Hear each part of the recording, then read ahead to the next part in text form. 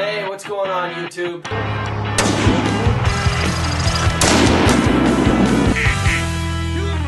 And that's what we do. It's been a while since I put up a new video, but it's been hectic. I know I was going to do a bunch of stuff from our walleye tournament, which we were fourth, by the way. Went well. We kind of bombed at another one, but that's tournament fishing, I guess.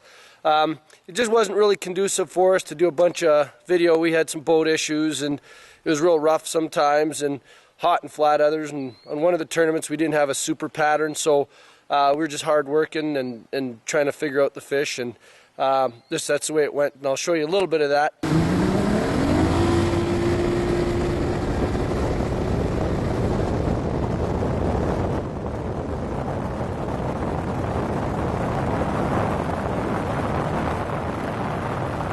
And all we're doing is we're trolling crankbaits, and I'm running a Shimano Camaro rod and a Curado 300E, and Sean, I believe, is running We're running a Cumulus rod and a core. A Cumulus rod and a core, and they're just great for running crankbaits. I mean, the sensitivity, Sean can actually feel the bearings rattling on that Cumulus rod, which is, man, that's incredible sensitivity. All right, let's catch some fish. Foul hooked right across the side, yeah. Nice. Yeah, well, false alarm. It's a walleye, though.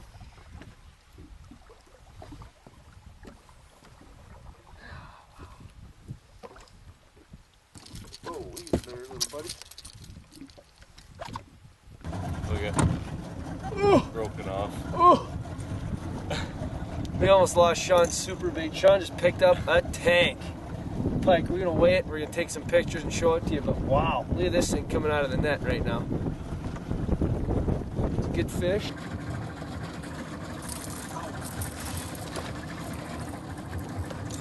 All right, well, you saw that beautiful catch there.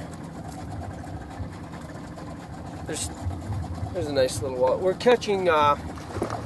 We're catching just so many fish here. It's what we've got is there's a big 15-foot flat, and it breaks to about 17 and then to 25. And we stopped. We tried to fish them vertically, and we caught a few more walleye doing that. But just they'd move in, they'd move out. So we put the cranks back on, and it's just been like one after the other. It's unbelievable. This is another beauty little walleye. Now we were catching tons of these things. So what we're doing now, kind of changed our minds. Rather than sitting and trolling crankbaits, we decided to anchor up on a break, and there's the wind kicked up, so the fish moved right up on top. So, oh, there's one. Sean and I hardly ever, oh, that one got off, hardly ever anchor, but we just needed a break from the trolling and the big engine and the boat control, and this is a real steep break, like it's like a wall, and they're hugging the bottom and the top, and right now we're just fishing on the top. Now in this tournament, we can't, you can't fizz fish, so you don't want to catch any of those deep fish. We want to make sure we catch those fish that are up top. Here's the deal, I know we were kind of bad. We didn't do too much for you during the tournament. Pre-fish, the weather was pretty rough, so we didn't do much, but anyways, yesterday we weighed 11.22. This morning we weighed 6.1, and we got about 6.5 pounds on board right now. I don't think it's going to be enough for a win, but it should be, I'm thinking, enough for top 5 anyways. Oh yeah, those are some good ones, huh? Yeah. Just want to tell you that this, the guide thing it's being an outfitter is not all glamour all the time. I'm here at the lodge. I got lots of work to do. I mean, I've got weeds to pull in the yard and weeds to spray. I've got a blind I want to build up on the big hill. I've got to unpack a bunch of stuff in the shop. You can see the shop behind me there. I'm also in the process of kind of extending my yard, and I wanted the road to kind of go around my gas stock and my fuel area. And of course, since I started the project, the rains came and came and came, and we've had about 15 inches of rain since the first part of May, which is good when you're a bird outfitter. I'm not complaining. So I'll have to pump some water out of this hole. There's another big wet area kind of that leads right into my runway. So I'm going to have to drain some of that as well. And wow, what a mess. However, this means lots of ducks, and I am in the bird business, so this is a good thing. We'll have some pumps flowing today and getting rid of all this stuff. You can hear that. It's all underneath my feet. There's just water everywhere. If I had a float plane, I could probably take it off here. There's lots of little stuff that needs to be done before the season starts, and my runway's got to be cut so I can get the plane off the ground. And next week, or the week after rather, I've got to get the plane over to North Battleford to get the annual done. I've got just a bunch of other stuff around here to fix, repair, and build. We've had lots of rain, lots of windstorms, so my photo deck, which you can see there right behind me, is flat. Wind knocked that down. I got a construction crew coming out to do the shingles and do some repair on some soffits in the shop. And just the regular run-of-the-mill equipment and maintenance that needs to be done on a bunch of the hunting stuff. So I'll be doing that throughout the day and probably the remainder of the week. Well, of course, it's not all work either when we're here at the hunting camp. Me and Ted pulled out our SKSs, which you saw in some of the bear videos, and they're just fun to shoot.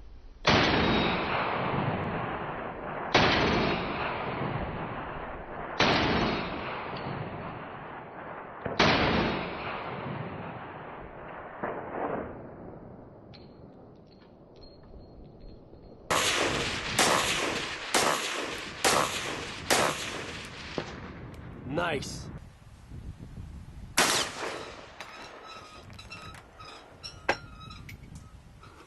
It wouldn't come back, would it?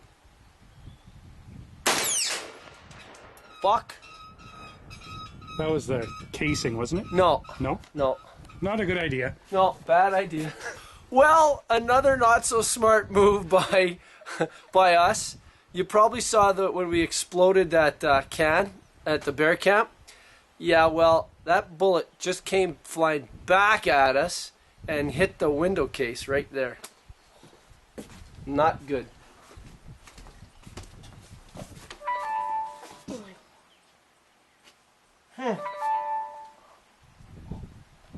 Okay, don't do this at home, kids, because that's just silly. Holy shit. Well, now I'm getting ready to pump some water. Of course, when we built the runway, we really didn't anticipate this much rain, so I'm just gonna pump it out of this corner of the field here and into that draw. So I'm standing in the middle of a pond in my field. I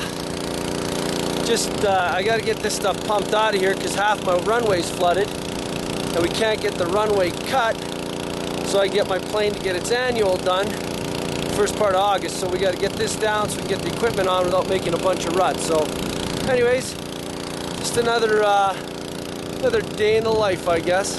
That's about it. So like I said, I do apologize for not having put a bunch of stuff up for you to look at in between bear season and now. If you do get an opportunity, have a look at that stuff we put up. There's 8 or 9 episodes there of some great bear hunting. We never did kill anything this year, which is unfortunate, but I'll tell you what, we had fun and it was just some fantastic video footage. So later on, after this episode, in a week or so, we're going to go do some lake trout fishing, and I really do hope you can come back and watch some of that. See ya.